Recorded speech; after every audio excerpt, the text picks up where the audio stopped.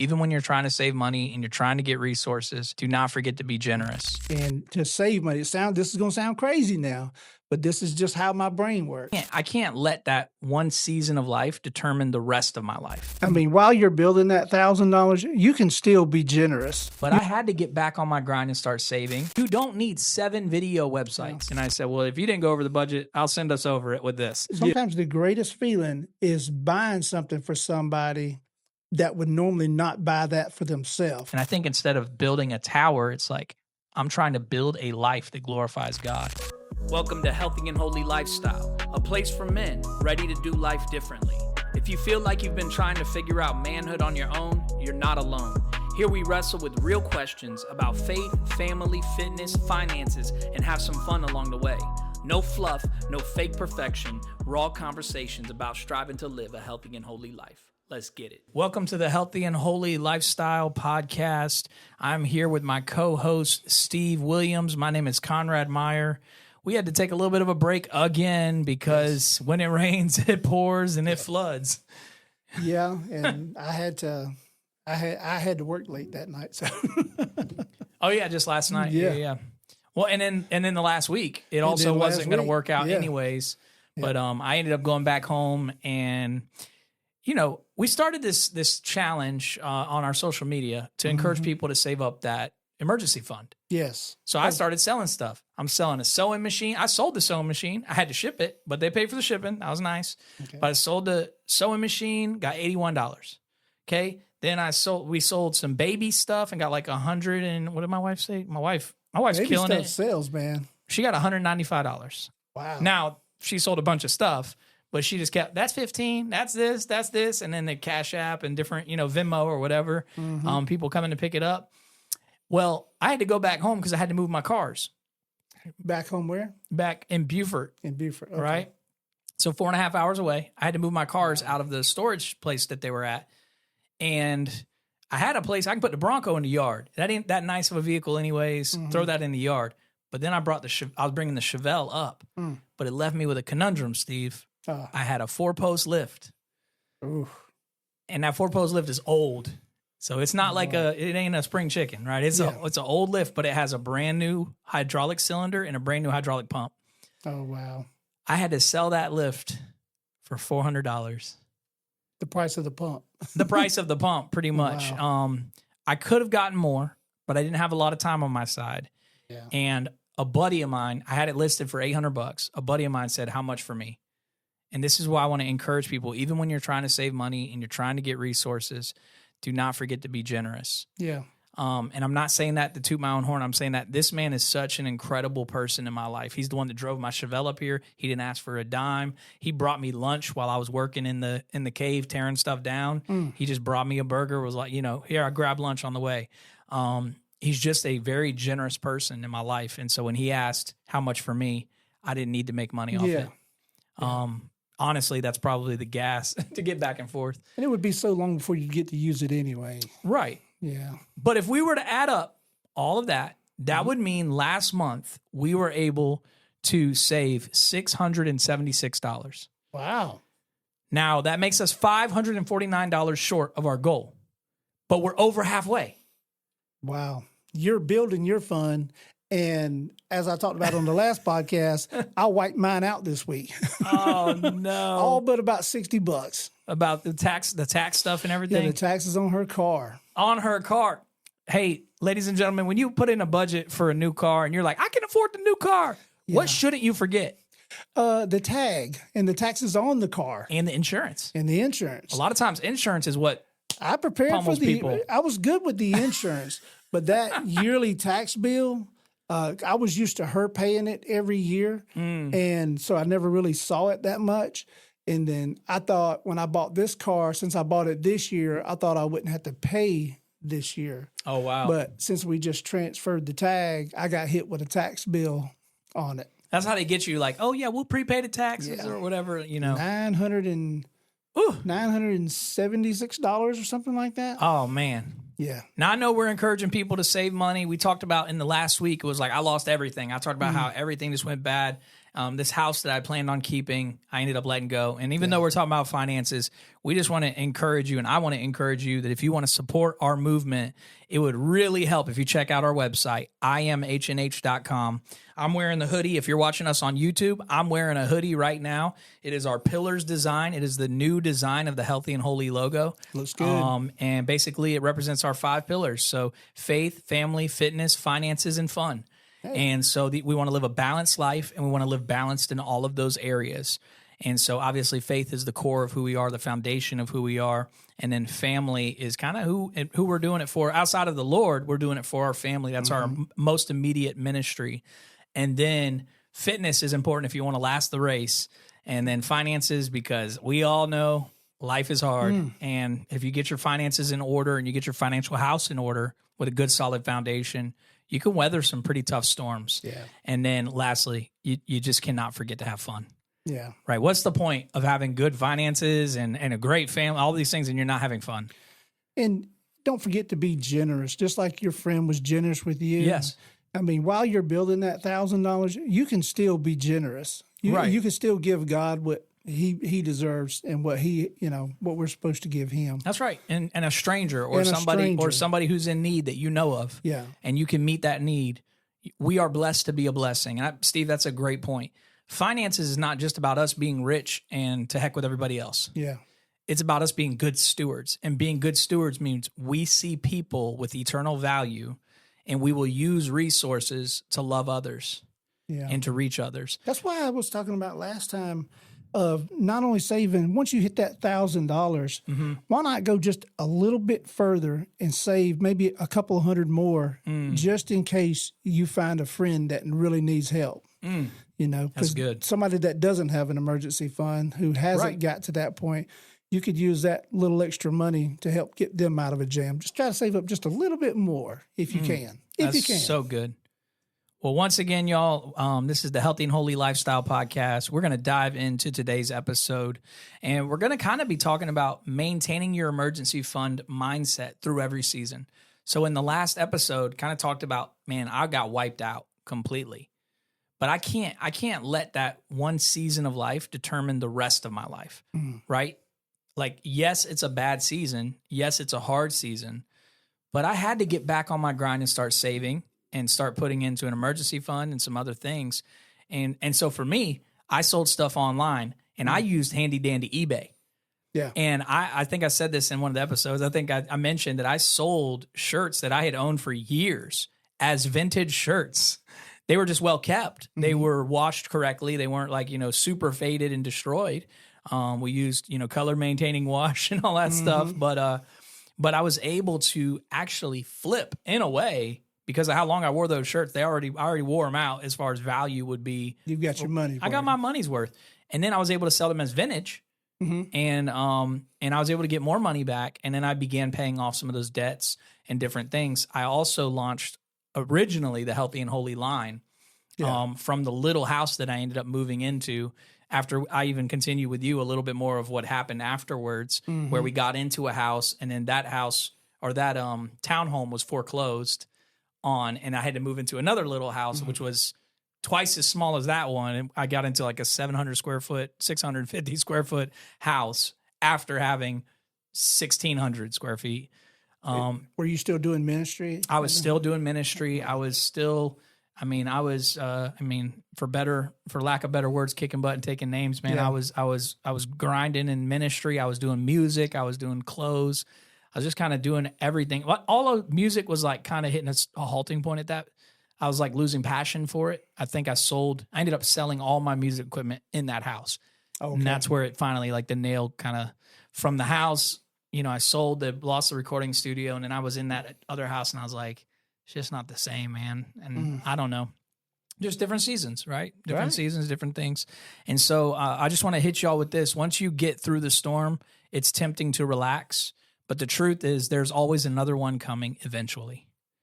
So I would like to talk about, Steve, you're right now at a stage where you have drained your emergency fund. Yes. What is your plan? I budgeted out for the next month, and I've already started a plan to save.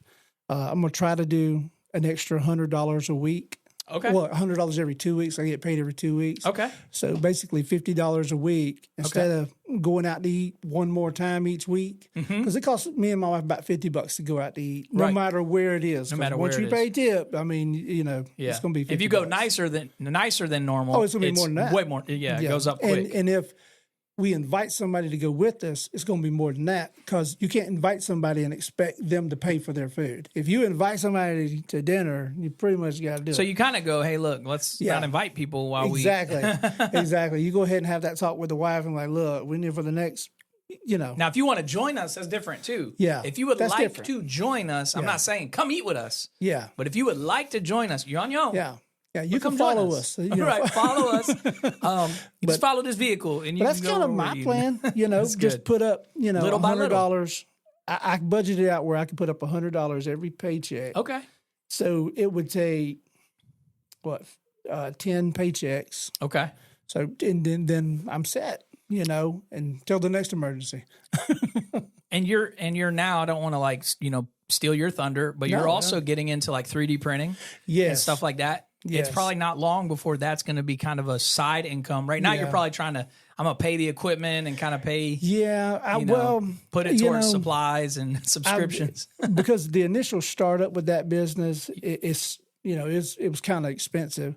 So what I've done is I'm going to take like 10% of the money I make off the products that I 3D print. I'll put up 10% of that, and eventually that will, over years, will pay for itself. And maybe go to a new machine. Yeah, well, I'm putting up also for that too. Yeah, because then you have two working at the same time. Yeah. And that's the thing, man. I'm not going to stop till I have a printing farm here in this neighborhood. Steve has ruined me, by the way. I was not into 3D printing. I had heard about it and I had kind of dove into it a little bit. I watched like 8 YouTube videos on 3D print. I'm like, I should just buy one at this point because I'm just like, wow, I could do this. I could do this. And then I'm going, Conrad, do you really have time to learn something else? Conrad does not have time to learn anything else. No, I don't. He's juggling about 12 balls right now. Yeah. And I'm not a good juggler. Yeah. Just watch people juggle on YouTube. Yep. And that'll get your fix. Be like, yeah, that could be me, but it's not. This could be us, but no. So we're going to discuss some practical ways to refill your fund. Yours is very practical, but some people can't do that. Some people cannot set aside their paycheck, a piece of their paycheck, because they're just struggling to get by. Ends meet. You got to sell junk you don't need. I mean, there's always stuff we don't need. Yep. You can sell junk you don't need. You can offer services that you can provide.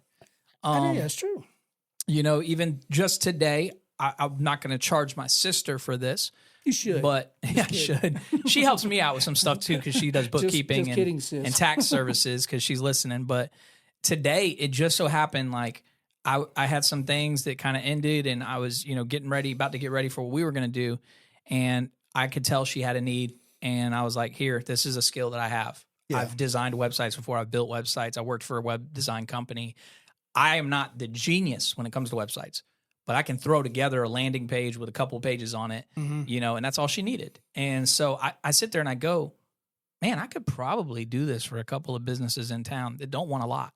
They just want a contact form with their information to contact them and what they do.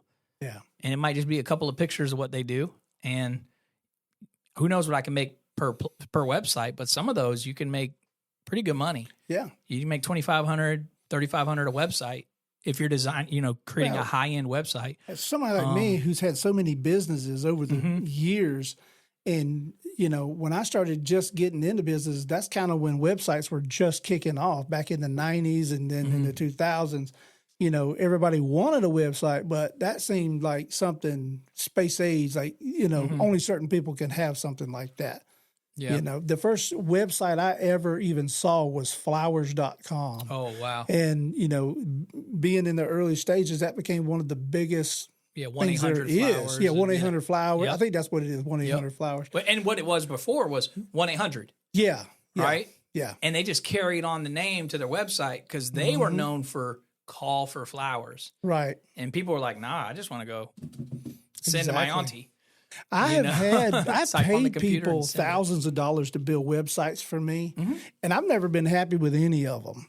because they were not user friendly. And that was always my main goal. It's got to be easy, because I'd tell them, look, if I'm a customer, I want to be able to Correct. push this button. Correct. Because I wanted to go in, like, explain it to me like I'm 3 years old. That way, because that's the people who are clicking on my website. Yeah, I want it to be so easy a kid could get on there and order something. You know what I'm saying? Yep. And, I never really fully got to that point. Yep. I would usually just get frustrated with the web designer, and I'd be like, just forget it. Or I would ghost him and just say, look, it's too hard for me to explain to you. If I'm trying to tell you how easy I want it, right, and you're telling me, well, we got to do this and we got to do that, it's just too. Right. But so for you to be able to provide that service for her, there are companies, even my company, where I've paid thousands of dollars and got junk, and those sites I just never would renew. Whatever the hosting. Well, what about other services? There's other services too, right? There's delivery services. There's, like we said last time, there's Uber, there's Lyft, there's, DoorDash. There's all of these things out there. And there's probably untapped markets that people aren't thinking about. Yeah. Right? Like I even had in my brain a while back, and somebody might steal this idea. It is what it is. I don't have the time nor the brain power to try to make it happen. But I was helping somebody in an assisted living situation. And it was like they couldn't go get in a car and drive anywhere. Yeah. They could do DoorDash. They could do all that, right? But they kind of wanted something to show up on a semi-regular basis. And I'm like, what if you could create, just for these assisted living retirement communities, like a DoorDash that allows it to reorder, because they're, and I hate to say stuck in their patterns, but they're kind of stuck in their way. Yeah. Like, this is what I do, because I'm fully retired. I can't really go anywhere. I just have my routine, and this is what I do. Yeah. And so, like, just the funny thing, the guy liked the Werther's Originals, right? So it was every month I was bringing him a small bag of Werther's Originals and a couple other little knickknacks that he liked, little snacks that he liked. Right. And that was his thing. He was like, I just want some snacks. He'd always text me snacks. Which was funny. He didn't text much, but he'd be like, snacks. Yeah. You got what the point is. And or he'd call me and say, where are my snacks? Oh, wow. But guys and ladies, there is a possibility of some type of income that is sitting on the table. And it may be selling your stuff on eBay or Facebook Marketplace or these different, online places. There's different apps that you can sell stuff on.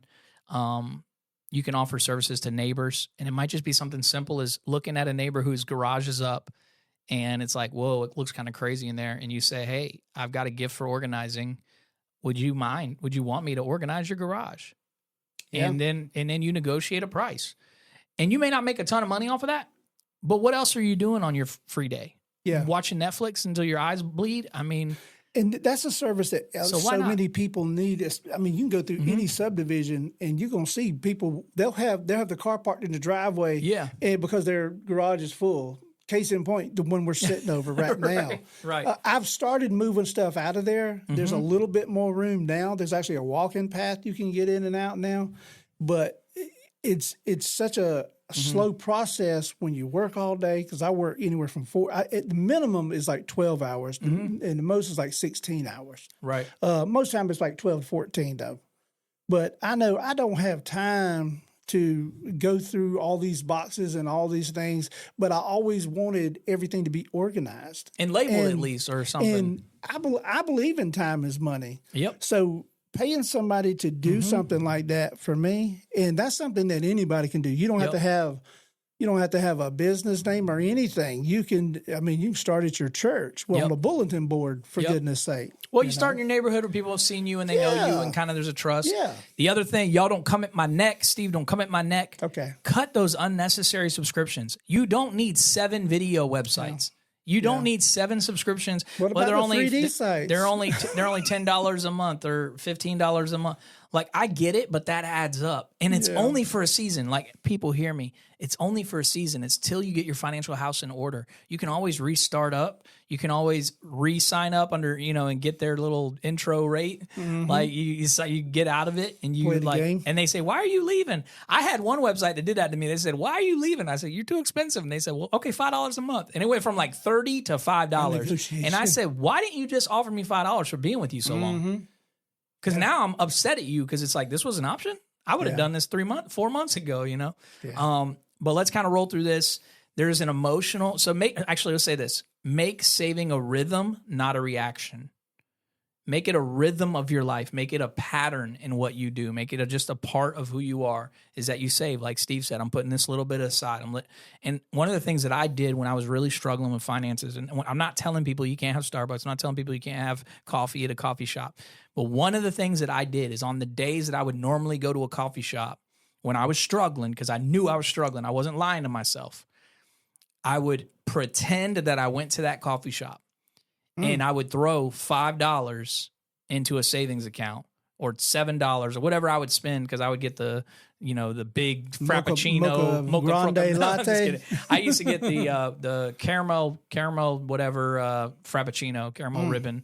Caramel ribbon crunch is what it's called now, but I would get this Frappuccino, and what I started to do is I said, I pretend I went in there, and I put $7 immediately into a savings account, and I sat on a park bench and did my work, or read the book, or whatever I was going to do at a coffee shop. And that caused a shift in my mind when I saw how much I could save up those few times in a month that I decided I'm not going to go to the coffee shop. And matter of fact, I was talking to my wife today. You can go to a library for free. Yeah. They're quieter. You can focus. The coffee shop I was in was playing music today. It was crazy. But this is what I wanted to leave y'all with real quick. There is an emotional and spiritual freedom that comes with being financially prepared. Staying ready financially helps you stay available spiritually for giving, serving, or helping others, like what Steve's talked about when others are in need. So, all right, Steve, you kind of talked about how you're trying to rebuild or stay ready now. So what practices or mindsets help? Well, the way you were talking about the coffee shop thing with putting the money up, something that I do to help save me money, a lot of times when we go shopping and to save money, this is going to sound crazy now, but this is just how my brain works. I will put in that buggy everything I want. Just no matter what it is, no matter how much it is, I'll walk around with that in that buggy for an hour the whole time we're shopping. And then usually I'm tired of looking at it within an hour.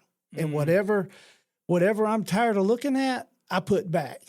I don't want it. Okay. And usually that starts a trend. I start putting everything back, even the stuff I thought I wanted. So usually, and Terry gets mad when I do this. But, this is just my process of saving money, because she'll get on to me. Why don't you just buy yourself something? I'm like, no, after an hour walking around with it, I don't want it anymore. So I'll load the buggy up. And then after about an hour, I'm tired of looking at it. So that means if I'd have got it home, I'd have been tired of looking at it there too. Okay. And I could have saved that money. So a lot of times I'll just put it all back and get whatever she wanted, whatever we needed. And that's my way. And because the whole time I'm thinking, this is going to probably be an extra $100 this week if I buy all this stuff for myself.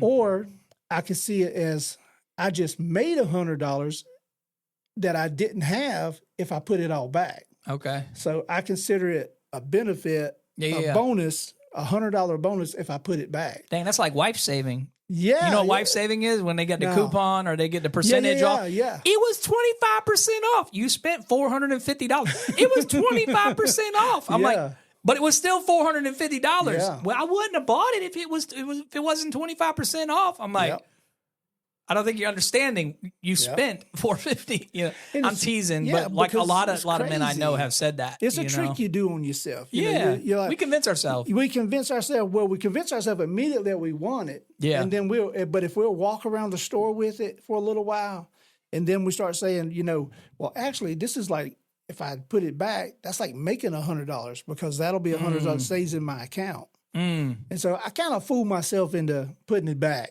And not really needing it.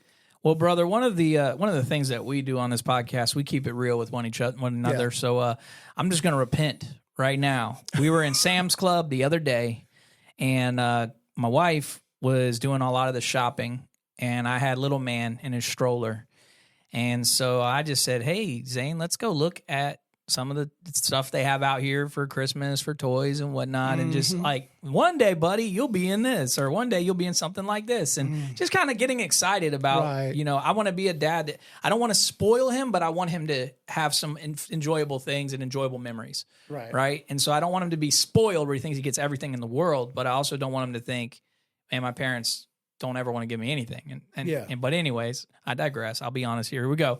So we were walking through and I'm like looking at these like race cars and like RC cars. They got like these big RC cars and some different things at Sam's.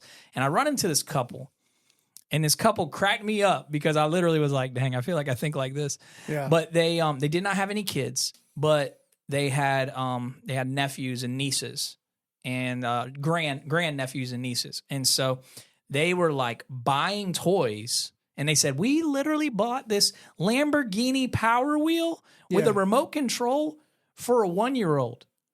We were so excited because it was on sale. And she said, I was looking for it. They were sold out. You're like, do you have any more in the back? And the guy's like, well, let me look. And she goes, I walk around the corner. My husband's got the last one in his cart.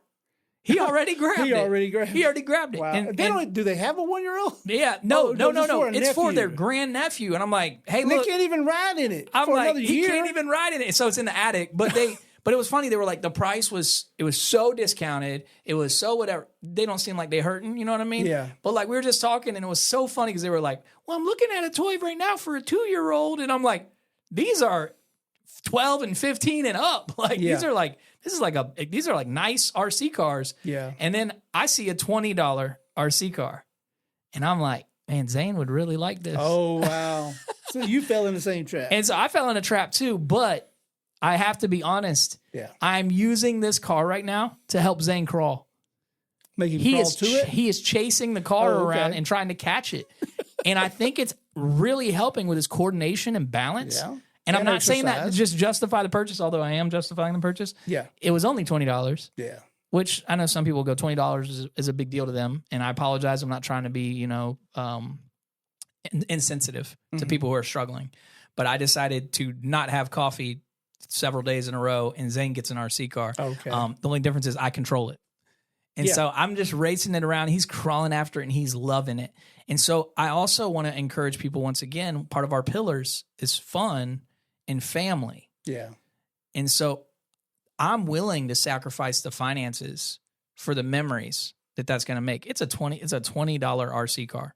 Mm-hmm. Zane's getting excited about it. It makes noises. It does the vroom, vroom, vroom. And it makes cool noises and stuff. He's excited about it.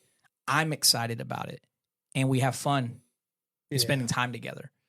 So I do think there's also a place where we justify being, I don't want to say extravagant because $20 is not extravagant, but we justify a sacrifice for the memory. And I think sometimes we justify things that really don't make memories. Mm-hmm. So we'll justify, buying a movie and renting a movie and doing all these different things, going to the movies, which going to the movies is fun. Mm-hmm. But I'm saying we'll justify that when we could have just had some people over and shared life together and just laughed and played card games that we already have and probably had in our closet for 10 years. And so I would say also, do not forsake genuine fellowship when it comes to making memories. If you're going to buy a card game that you can play multiple times with multiple different people and make different memories.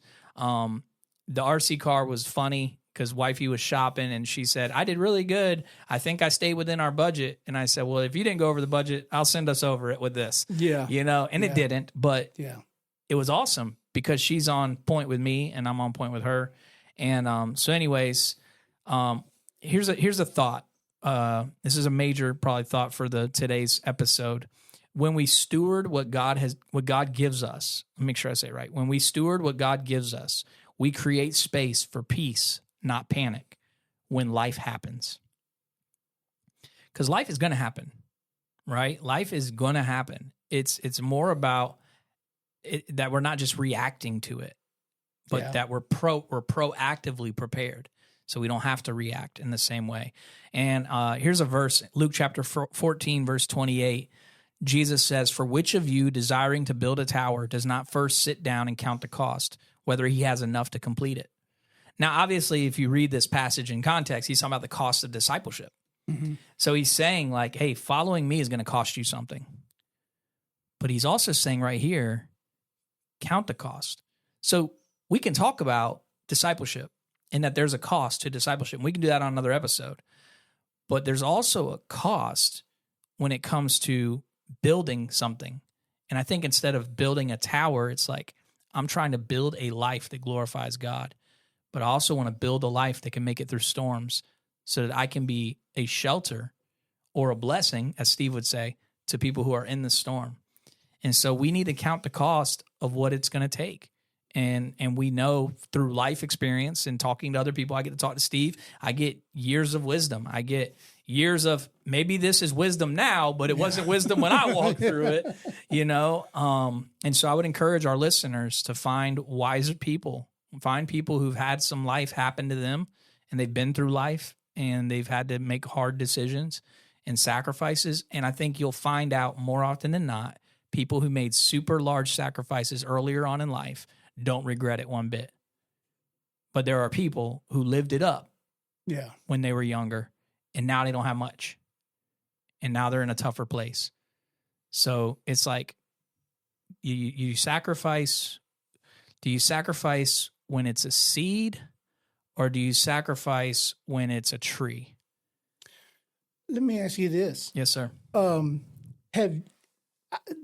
Sometimes the greatest joy you can have with money is when you see somebody working really hard. Mm-hmm.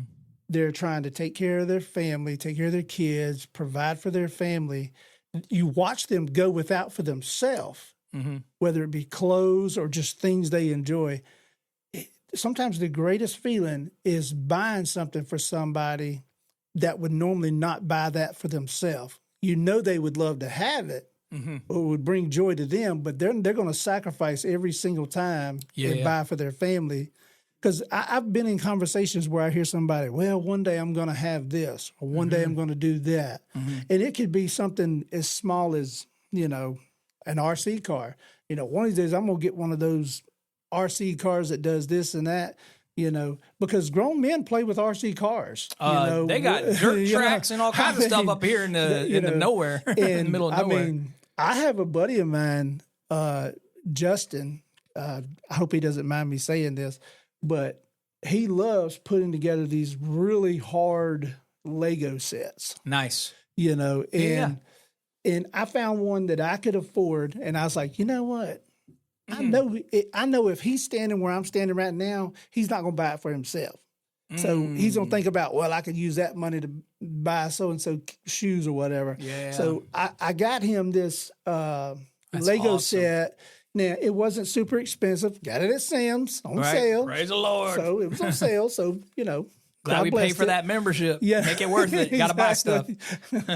And when I give it to him this past week, he was just overjoyed that somebody thought about him and remembered that he liked something that he shared with me, because he shared me his collection one time, because I shared my collection of cars, diecast cars, with him. And so he was telling me about, hey, he loved to put these Lego things together. Wow. And so, it kind of reminded me that the greater joy is, buying for somebody else. It can be for somebody else. Because I've got probably over 1,000 cars in the garage and in a room in here downstairs. Model cars for the listeners. For the listeners. Like, he got 1,000 cars. What are you, Jay Leno? No. No, I have the Jay Leno 118 scale. 118. I'm 118 scale Jay Leno.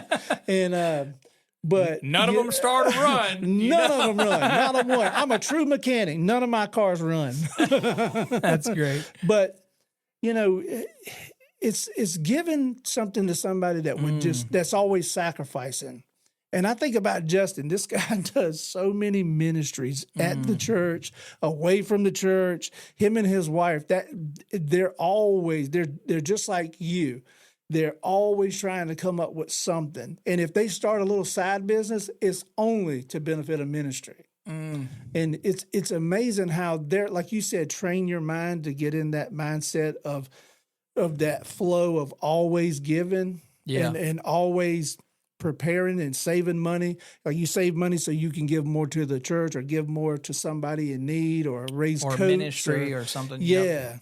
and it becomes, a lifestyle. Mm-hmm. But, that especially this time of year when we're getting ready to get into the holidays and everybody's always in the giving mood. But when you do that, when it's not the holidays and it's not a special occasion, I think it does even more for you as the giver than the person receiving. Yeah, the person receiving is going, they're going to love it. Yeah. But the giving is just amazing. Yeah, I mean, and once again, like, we have to be careful because when we share what we give or whatever, we're not trying to toot our own horn. We're just trying to tell you there's a joy that comes from, trying to think of others and bless others. I have a buddy of mine that he had been talking about wanting a smartwatch of some sort that could track his, steps and stuff. And, when I was in New York for a conference that was a tech conference, they had some guy there. He was like, he was set up for a booth that was selling this certain product. I was like, I've seen those online. Those are not super cheap. And then he's like, hey, look, man, I'm at the end of my stock right now.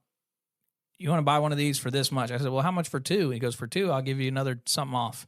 And I'm sitting there going, this might be scam likely, but it also might be great. So I got two of those watch. I got two of them. My wife doesn't like wearing it, so I've got another one that I probably need to pass off to somebody. But I was able to give one to my buddy. And for me, it wasn't necessarily about whether he was going to use it or not. And he might listen to this or whatever. I just wanted him to know that I care about him. Yeah. And I see him and I see his sacrifice and I see what he does. And that week that I gave it to him, he was serving at a camp. He took a week off of work to serve students at a camp. And this is a guy who's struggling to pay his bills like everybody else. And he took a week off of, now obviously probably paid week, but a week he wasn't working and vacation time away from his family, to serve these students. And these students may not ever fully realize what sacrifice he made. So I just wanted him to know he was seen.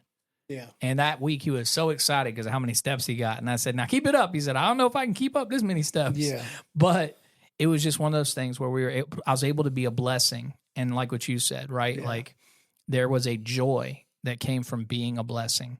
I want to encourage our listeners. Here's kind of the practical side of this. I want to encourage you to do a financial check-in. Okay, so this is your financial check-in challenge. I want you to review your emergency fund. Where are you at? Once again, I kind of share where I was. I'm going to bring it up real quick. I have $676 saved. I still have $549 to go if I want to meet my $1,225 goal. Okay, so I still have some stuff to sell. I still have stuff listed online, and I'm going to list some more things because I want to meet that goal. I want to do it because I challenge other people to do it, whether it takes me a month, 2 months, or 3 months. I'm going to do it. And for those who don't know, I don't have an income right now other than we have a rental property, but that property pays for the one we're living in, essentially.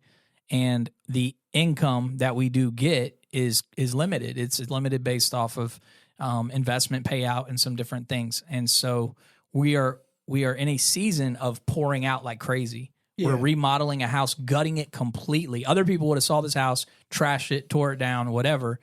There's part of the house that was still good, but a lot of it wasn't. And so we are gutting out almost all the flooring and redoing all the floor so that when somebody moves into this house, it would be good enough for my wife and I to live there. Yeah. And I don't want to provide a landlord, slap the paint on it and call it good. Yeah. Or, throw some extra sheets of plywood down to make it seem like it's solid.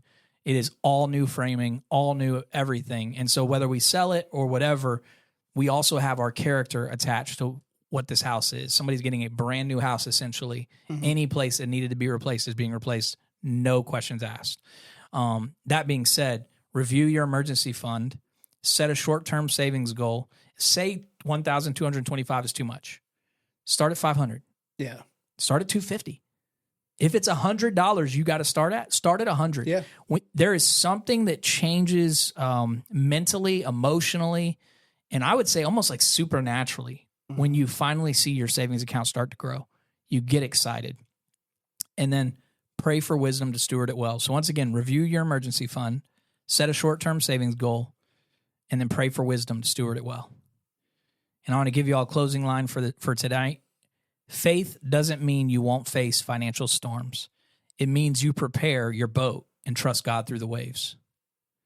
Father, I just thank you for this time with Steve. I thank you for our listeners. I thank you for the people who have been a part of this podcast and those who are listening and new to finding us. If they were able to listen to the whole episode, I pray this would be a blessing to them and encouragement to them to be generous, but to also get their financial house in order. Father, I pray that you would just give wisdom that is from heaven to people who are struggling with their finances. I pray you would send people in their life that can encourage them and coach them and point them in the right direction towards growing more financially stable. Father, I just thank you for this time. I thank you just for your many blessings in our life as it's Thanksgiving month. I just ask that you would remind us to be thankful all month, to just be thankful for your hand in our life in whatever way it's there. Lord, thank you for the breath that's in our lungs. Thank you that if we're not dead, we're not done. There's still time.